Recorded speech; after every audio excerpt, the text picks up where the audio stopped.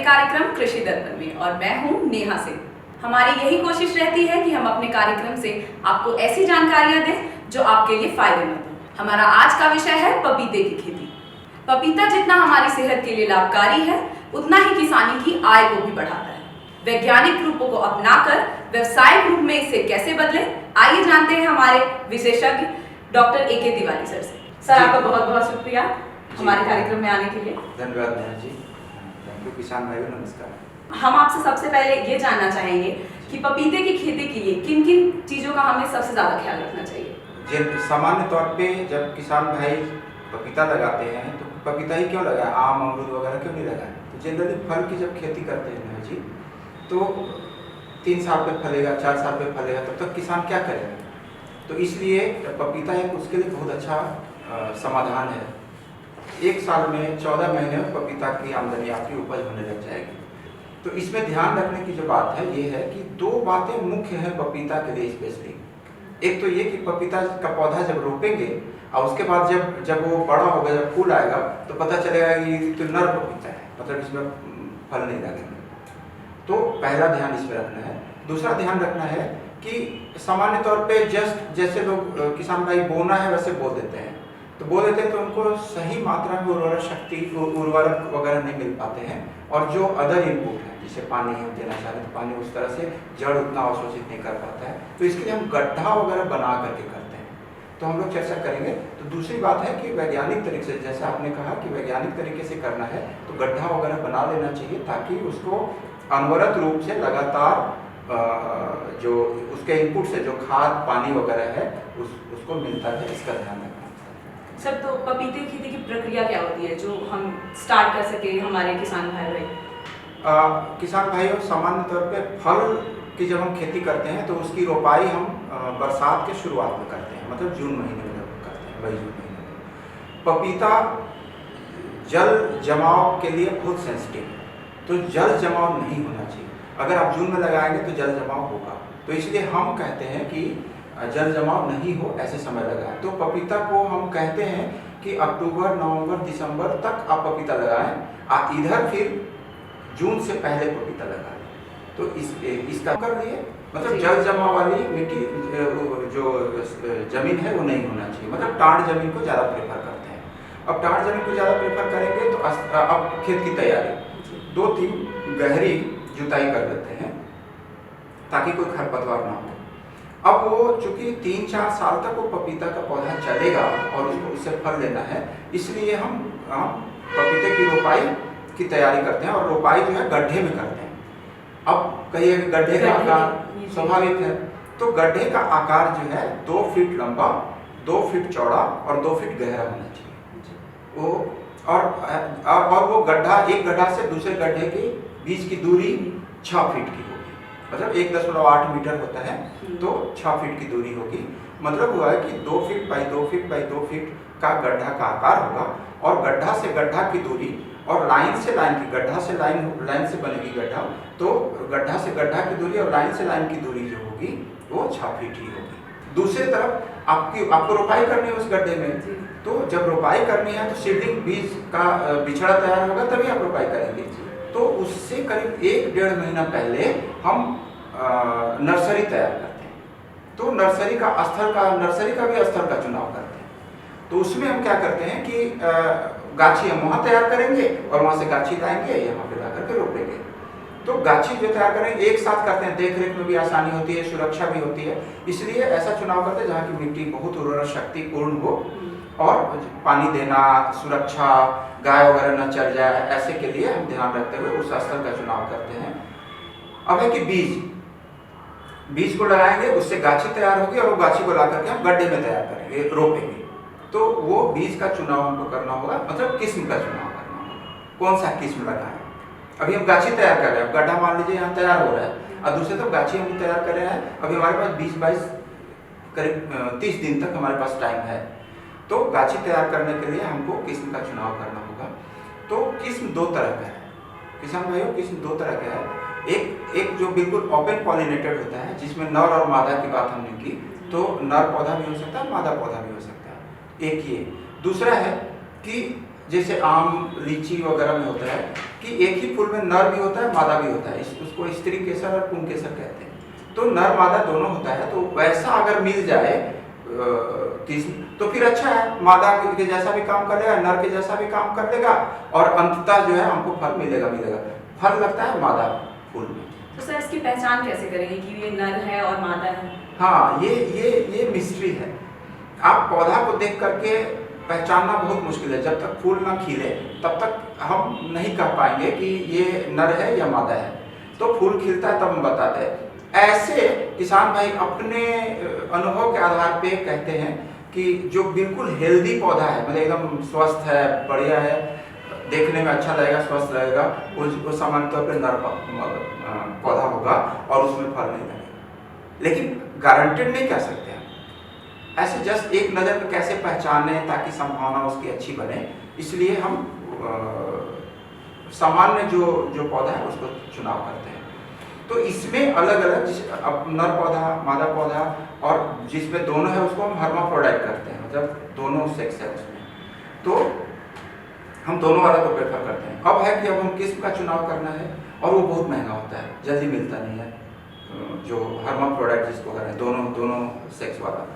तो इसके लिए जिसे जितना भी पपीता का अधिकतर नाम सुनी हो आपको, झारखंड के कंडीशन में किसान भाइयों, कुरघनी, कोयम्बटूर 1, कोयम्बटूर 2, कोयम्बटूर 3, कोयम्बटूर 4, कोयम्बटूर 5 और कुरघनी ड्यू। रांची का भी बहुत पपीता जो मशहूर हुआ करता था, रांची पपाया। तो ये जो है सामान्य तौर पे इनकी लंबाई ज़्यादा होगी। एक पौधा देखी होंगी जिसमें एकदम कमर तक होगा, छाती तक होगा मुश्किल से, और जमीन तक एकदम लदा रहेगा, तो वो ड्वार्फ वैरायटी का होगा, वो बौना पौधा होगा। तो उस किस्म में दो तरह के मुख्य रूप से पौधे हैं। ये है पूसा ड्वार्फ और पूसा नन्हा, ये दो वैरायटी होगी। तो हमारा खेत कैसा है, हमारा चुनाव कैसा होगा, इसके आधार पर हम ओपी वैरायटी का चुनाव किए और ऊंचाई ज़्यादा होगी या मध्यम होगी या कम होगी, इसके बेसिस पे चुनाव किए। ये जो हम बात की अभी तक ओपी वैरायटी की बात की, जिसमें नर और पौधा जो है, नर और मादा पौधे अलग अलग होंगे। अब हम हर्माफ्रोडाइट की बात करते हैं। तो हर्माफ्रोडाइट में अभी नई वैरायटी आई है रेड लेडी, या उसी को हम ताइवान रेड भी कुछ लोग कहते हैं। तो ताइवान रेड या रेड लेडी अगर लगाते हैं तो उसमें फल लगेंगे ही लगेंगे। क्यों? इसलिए कि उसमें स्त्री केसर भी है और पुंग केसर भी है। स्त्री का भी क्वालिटी है और पुरुष भी है उसमें। तो आपस में फर्टिलाइजेशन करके भी या बगल से फर्टिलाइजेशन करके, चूंकि मादा भाग है उसमें, इसलिए उसमें फल लगेंगे। तो इस तरह से किस्म का चुनाव करके अगर हमको ओपी वैरायटी लेना है तो कोयम्बटूर 1 से 5, कुरघनी ड्यू, आप सूर्या ले सकते हैं। और दूसरी तरफ अगर हर्माफ्रोडाइट लेना है तो आप रेड लेडी या ताइवान रेड ले सकते हैं। तो झारखंड में सबसे ज़्यादा कौन सी वैरायटी यूज होती है? देखिए, अभी रांची पपीता ज़्यादा होती थी झारखंड में, और पूर्व से 1 से 5 ये होती है, कुरघनी सब तरह की होती है। लेकिन पपीता का भी किस्म मेंटेन करना बहुत मुश्किल है। ये क्रॉस पॉलिनेटेड है, जो हम कहते हैं कि मतलब वो किसी नर का गुण आ जाएगा या मादा का गुण आ जाएगा, नहीं पता। तो हम लोग कंट्रोल पॉलिनेशन करके फिर हम बीज बनाते हैं, तो इसलिए किस्म लेते हैं हम उसको। तो उस तरह से किस्म का चुनाव करते हैं और अच्छा होता है। अभी ताइवान रेड आने लगा है, लेकिन बीज देख करके या पौधा देख करके जब तक फूले नहीं तब तक बताना मुश्किल है कि इवन ये ओपन पॉलिनेटेड है या हर्माफ्रोडाइट पौधे हैं। तो इसलिए कहाँ से आप बीज खरीद रहे हैं ये भी महत्वपूर्ण है। तो अनुशंसित जगह से बीज खरीदें और बीज खरीद लिए, हम सीडलिंग लगा लिए, मतलब हम गाछी तैयार कर रहे हैं। अब गाछी तैयार कर लिए, करीब 27 से 30-35 दिन तक गाछी तैयार हो जाती है। और इस बीच हम खेत की जुताई, खेत की तैयारी वगैरह कर लिए, गड्ढे का खुदाई कर लिए, उसके बाद हम लगाने की तैयारी कर रहे हैं। तो अब बात आएगी कि गड्ढा, अब तो गड्ढा है खाली, अब पपीता का पिछड़ा तैयार है, तो अब गड्ढा में ऐसे ही डाल दें, क्या करें, कैसे लगाएं? तो जरूर क्वेश्चन स्वाभाविक है। गड्ढा तैयार है, उसमें किसान भाइयों हम कभी भी, चाहे आप पपीता की खेती करें या किसी चीज़ की खेती करें, सबसे पहले हम अनुशंसा करते हैं कि आप मिट्टी की जांच करवा लें। वो खेत कितना भूखा है, उसको क्या चाहिए, उसको बोरॉन चाहिए या नाइट्रोजन चाहिए या फास्फोरस चाहिए, क्या चाहिए उसको, और चाहिए तो कितना चाहिए, तो इसके लिए मिट्टी की जांच होनी चाहिए। अगर जांच नहीं करवा पाए तो तुरंत दे दीजिए रिपोर्ट आते आते। लेकिन अगर आप उसके बावजूद अभी करना चाहते हैं, समय बीतता जा रहा है, दिसंबर का महीना चल रहा है, समय बीतता जा रहा है, आपका गच्ची तैयार है और गड्ढा तैयार है, तो आप सामान्य तौर पे 7 से 10 किलोग्राम प्रति गड्ढा गोबर की सड़ी हुई खाद, ठीक है, और उसमें 2 ग्राम डीएपी, 200 ग्राम लगभग डीएपी और 2 से 250 ग्राम म्यूरेट ऑफ पोटाश, लाल खाद किसान भाई सामान्य तौर पे कहते हैं, म्यूरेट ऑफ पोटाश मिला करके वो ठीक से मिला लीजिए। और ऊपर वाली मिट्टी, ऊपर 5 सेंटीमीटर की जो मिट्टी थी, जैसे हम गड्ढा किए थे 2 फीट, तो नीचे वाली मिट्टी ऊपर आ गई तो ऊपर वाली मिट्टी हटा देंगे और 5 इंच वाली जो मिट्टी है वो लेकर के मिला देंगे और उसमें वो उसकी उर्वरा शक्ति ज़्यादा रहती है, तो वो मिला करके गड्ढा को पौधा को रोक करके गड्ढा को भर देंगे। पहले गड्ढा भरते हैं, पौधा तो होगा करीब मुश्किल से 12 सेंटीमीटर का या 15 सेंटीमीटर का, और गड्ढा है आपका ज़्यादा लंबा, तो गड्ढा को भर देंगे और 6 सेंटीमीटर जब बचेगा तब करीब गड्ढा को रोपाई करेंगे ताकि जड़ नीचे चला जाए, एकदम भूर-भूरी मिट्टी हो और खाद से भरा हुआ गड्ढा हो, ताकि वो 2-3 साल तक अपना काम करे। तो इस तरह से रोपाई करते। तो सर इसकी देखभाल के लिए भी बिल्कुल जो होगा वो हमारे किसान भाइयों को बताएं आप। गड्ढा में रोपाई कर दिए, उसको ठीक से थाला बना दें और थाला बना करके ठीक से वो मिट्टी को ऊपर से दबा दिया, आप सिंचाई कर देंगे। सिंचाई जोरदार पहली बार करते हैं, वो अपना सेट हो जाएगा। सिंचाई कर दिए, अब उसकी देखभाल ये हम कब किए हैं, या तो अक्टूबर से कहिए कि मार्च के बीच में किए हैं, मई तक जा सकते हैं, मई के बीच में किए हैं। मई तक सिंचाई की ज़्यादा ज़रूरत होती है, उसमें गर्मी होने लग जाती है, तो सिंचाई की व्यवस्था तो मई तक आप जा सकते हैं, तो वहाँ तक तो ज़रूरत नहीं। लेकिन जून ऑनवर्ड जब बारिश होगी तो जम सकता है पानी, उस गड्ढे में जा सकता है पानी, तो इसलिए ठीक से थाला बना देते हैं और ऊंचा कर देते हैं ताकि पानी जमे नहीं, पानी जो है वो उस आसपास बहे तो पानी बह जाए, नीचे चला जाए।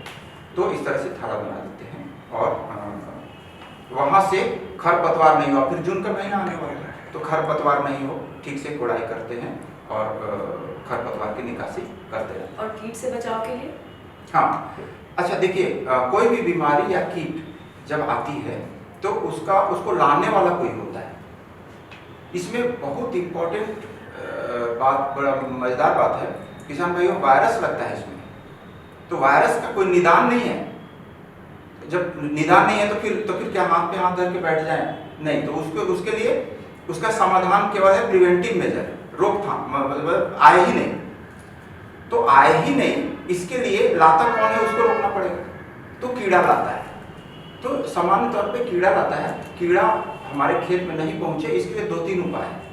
पहला ये कि कीड़ा को मार दे, तो कीड़ा को कहाँ मारते चलेंगे, अब मारेंगे तो जहर से मारेंगे तो फिर वो हम पपीता खाएंगे तो मेरे लिए भी जहर है, तो हम क्या करते हैं उसके लिए नीम से बना हुआ बहुत सारे कीटनाशी दवाएं आती हैं, जैसे नीमाक्लोर, नीमिसाइड, ऐसे करके दवाई आती है, नीम एक्सट्रैक्ट होता है उसमें, तो उसका छिड़काव करते हैं हर 15 दिन पे।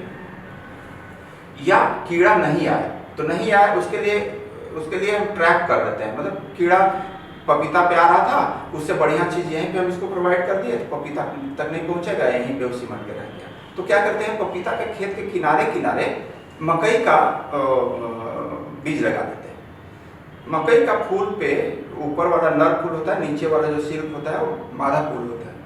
तो मादा फूल पे या नर फूल पे वो कीड़े आते हैं, तो ये कीड़े मकई में ही उलझ के रह जाएंगे और उनको जो चाहिए मिल जाएगा, तो फिर क्यों जाएंगे आपके पपीता के पास। तो उसको हम पेड़ पौधे से ही हम अट्रैक्ट करने की कोशिश करते हैं और उनको डाइवर्ट करते हैं, उनका ध्यान को और उनके गंतव्य मार्ग को बदल देते हैं, गंतव्य स्थान को बदल देते हैं और बदल करके हम अपने पपीता को बचा लेते हैं। तो ये तरीका है। मान लीजिए उसके बाद भी बीमारी लग ही गई, तो एक साथ सारे क्रॉप में नहीं लगेगी ना, कहीं दिखाई दी हमको, जैसे पपीता की पत्तियों के बीच में, सिराओं के बीच से वो थोड़ा सा लाल धूसर रंग की धारी जैसी होगी, या पपीता की पत्ती सिकुड़ाने लगेगी, थोड़ा सिकुड़ाने लगेगी, या पपीते के फल पे, और उससे अगर बढ़ेगा तो पपीते के फल पे छोटा छोटा रिंग जैसा, गोला गोला दाग जैसा बनने लगेगा। तो जैसे आपको पत्ती पे लक्षण दिखाई दे, उसका कोई उपाय नहीं है, आप सीधा उसको तोड़े और या तो फील्ड के बाहर, खेत के बाहर ले जाकर के जला दें या जमीन के नीचे गाड़ दें। और अगर आपको लगता है कि पूरा पपीता का पौधा ही आक्रांत है, फल वगैरह भी आक्रांत है, तो पूरा उसको ठीक से उखाड़े और ले जा करके जला देता, और दूसरे पौधों के संपर्क में वो नहीं आना चाहिए, नहीं तो बीमारी उसको भी लग जाएगी। तो सर अब हमारे किसान भाइयों ने खेती कर दी, सब कुछ बो दिया, अब वो पौधा तैयार भी हो गया है जी, तो अब आगे क्या, वो अपने आय में कैसे वृद्धि करे, मतलब कैसे पौधे? बिल्कुल, अंततः तो किसान भाइयों का उद्देश्य यही है ना जी, ज़्यादा से ज़्यादा आमदनी हो। तो किसान भाइयों, पपीता ही एक ऐसा फलों में फल है जो 12 महीने में फल मिल जाता है। 12 महीने में फल मिलने लगे।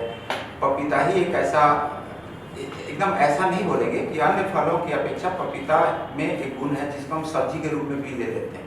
तो कच्चा पपीता भी तोड़ लेते हैं तो सब्जी हमको मिल जाती है, किसान भाई को सब्जी मिल जाती है। जिस समय सब्जी की कमी होती हो, उस समय अगर आप सब्जी के रूप में बेचना चाहते हैं तो बेच सकते हैं। दूसरी बात, अगर किसान भाई संरक्षित रूप से ज़्यादा खेती कर रहे हैं तो पपीता का फल तो अलग बात है, पपीता का पत्ती से लेकर के जड़ तक औषधीय गुण है। आप सुने होंगे कि डेंगू हो गया, उसमें WBC RBC वगैरह कम हो गया, प्लेटलेट्स कम हो गए, तो उस कंडीशन में पपीता का काढ़ा दिया जाता है। तो आप पपीता के पूरे पौधों को औषधीय गुण के को देखते हुए आप उसका भी व्यवसाय कर सकते हैं। तो फल तो मिला, पत्ती, जड़, तना सबका काढ़ा बना करके या जैसे पाउडर बना करके रख लिया, आप उसका इस्तेमाल कर सकते हैं। उसके बाद उसका दूध से पपेन बनता है, तो वो मतलब समझिए कि हजारों रुपए 100 ग्राम, तो पपेन का एक्सट्रैक्शन कर सकते हैं। तो इस तरह से आमदनी बढ़ा सकते हैं। बस पपीता को, जैसा हम लोगों का प्रयास है, आपका प्रयास है, हम लोगों को उनको प्रशिक्षित करना है, उनको जानकारी देनी है कि ये करना है, तो ये ऐसे हो सकता है। तो सर क्या झारखंड सरकार की तरफ से हमारे किसान भाइयों को कोई वित्तीय सहायता मिल रही है? बहुत अच्छा प्रश्न किया आपने। किसान भाई पूंजी कम है, ऑर्गेनाइज नहीं हो सकते हैं, तो कैसे?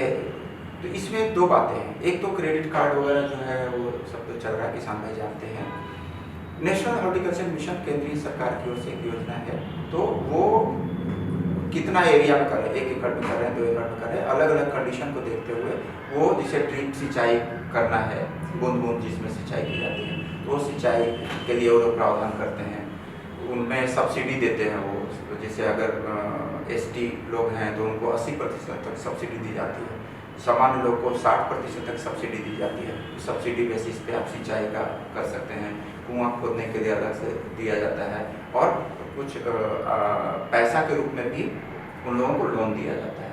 तो ये सब किसान भाई अपने अपने ब्लॉक में जा कर के पता कर लें कि क्या हमको ये खेती करनी है, तो क्या क्या हमको फ़ायदा मिल सकते हैं। ब्लॉक लेवल पे या जिला कृषि पदाधिकारी वगैरह वहाँ पे हैं, आप वहाँ पे जा कर के ठीक से पता कर लें क्या क्या कार्य योजनाएँ चल रही हैं, और उसका फ़ायदा आप जरूर उठाएँ। तो सर ये तो हो गई किसानों की बात, इससे हमें क्या फ़ायदा होगा पपीता खाने से? सही कहा आपने, अपने पे तो देखना ही पड़ेगा। जब हम ठीक नहीं रहेंगे तो किसान भाई आमदनी तो कर लेंगे, लेकिन हमको भी ठीक रहना है। देखिए किसान भाइयों, झारखंड में महिलाएं और बच्चे कुपोषित हैं, और पपीता विटामिन A से भरपूर है, और अन्य विटामिन C भी, और जो गुण होते हैं और माइक्रो न्यूट्रिएंट्स बोलते हैं उसको, तो वो भी हैं।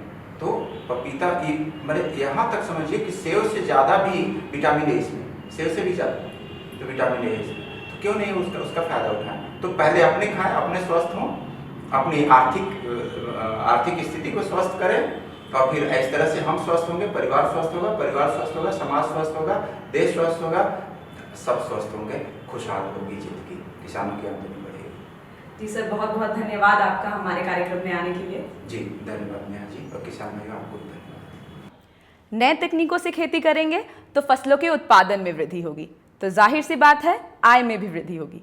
झारखंड सरकार का भी यही सपना है कि आने वाले सालों में किसानों की आय में वृद्धि हो। आज के लिए बस इतना ही। आपसे फिर होगी मुलाकात नए विषय और विशेषज्ञ के साथ। धन्यवाद।